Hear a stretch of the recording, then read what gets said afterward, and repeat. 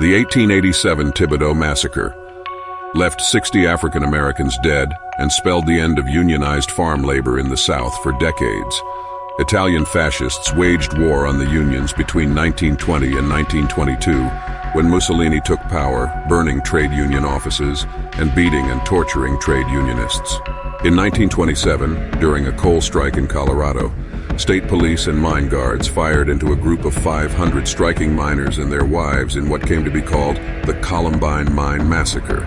On the 2nd of May 1933, trade union headquarters throughout Germany were occupied by Nazis, their funds were confiscated, and the unions were officially abolished and their leaders arrested.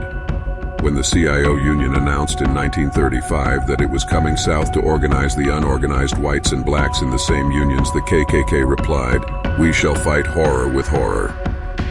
Business owners and fascists always aligned to stop unions from gaining enough power to negotiate for workers and their families. In 1963, the labor movement began to play a larger role in the civil rights movement by mobilizing 40,000 union members for the March on Washington for Jobs and Freedom.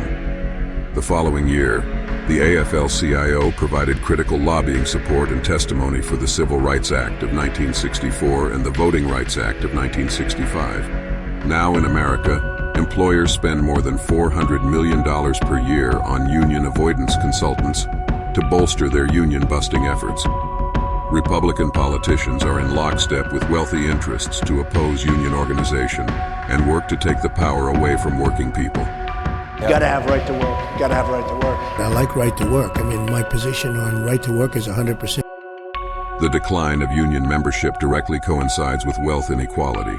As strikes and organizing efforts in key industries across the country bring labor to the headlines, millions of Americans stand to benefit.